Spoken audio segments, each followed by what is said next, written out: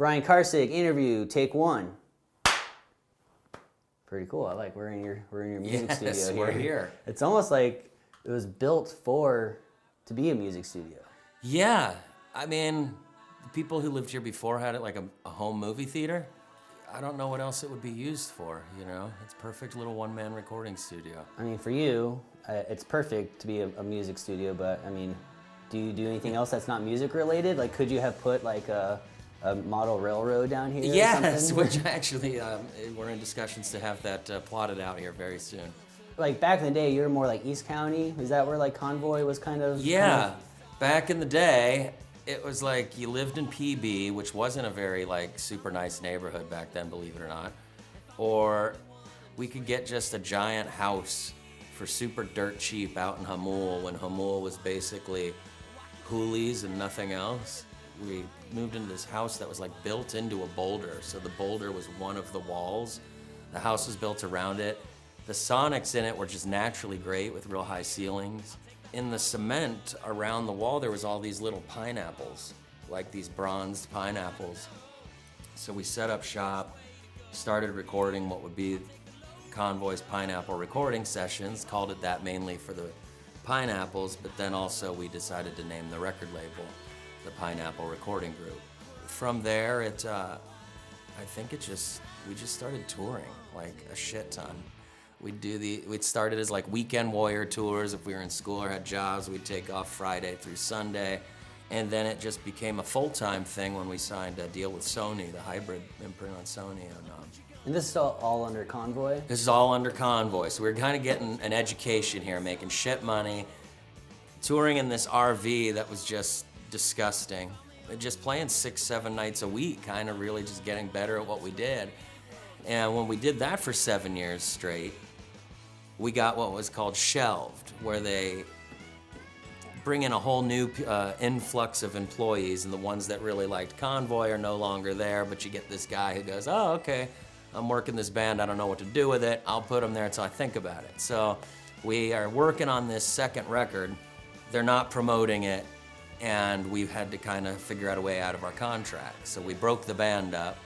When we did that, we lost a couple of the original members of Convoy, and just Mark Magard, the drummer, Jason Hill, and myself went forward and just started calling our new recordings that would have been Convoy recordings, and called it Louis XIV.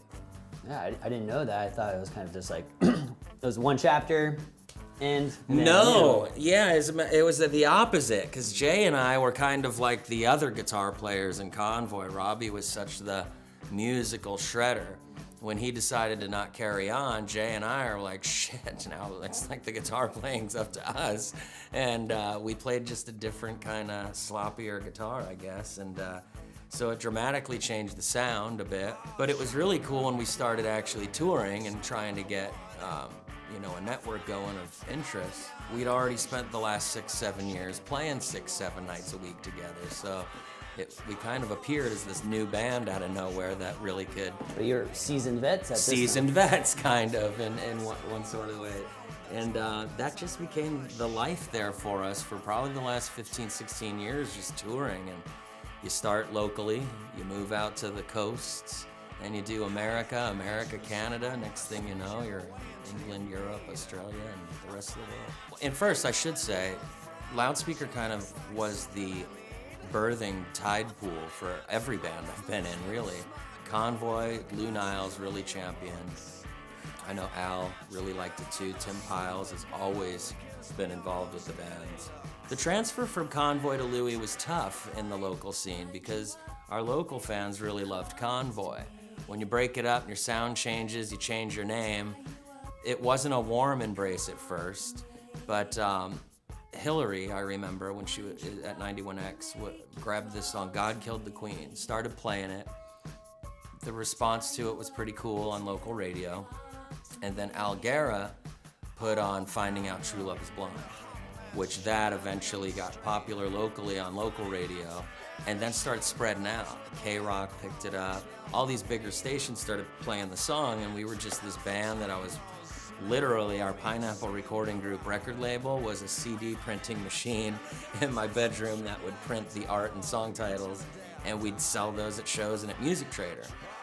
Eventually, we couldn't print enough CDs that were coming in on online orders, so it was the perfect time to kind of start maybe looking for a partner or help, you know, and that's when like kind of the record label thing started happening, and none of that would have happened if it wasn't for getting on 91X Loudspeaker, then getting on 91X proper, and moving forward. So Yeah. eternally grateful for that, always. I mean, that's a great story. I mean, that's kind of the whole point of Loudspeaker. It's not necessarily to break bands and get them onto a big world platform, but it's just to support them and see kind of where they flourish naturally and stuff. Yeah. And kind of, you can only do so much, you know, playing local music for 3 hours a week, but I mean, now 91X has the local break, you know, where they play local music every day throughout the day and stuff. So I think that's just a big thing. And you never know what the next big thing is. You never do.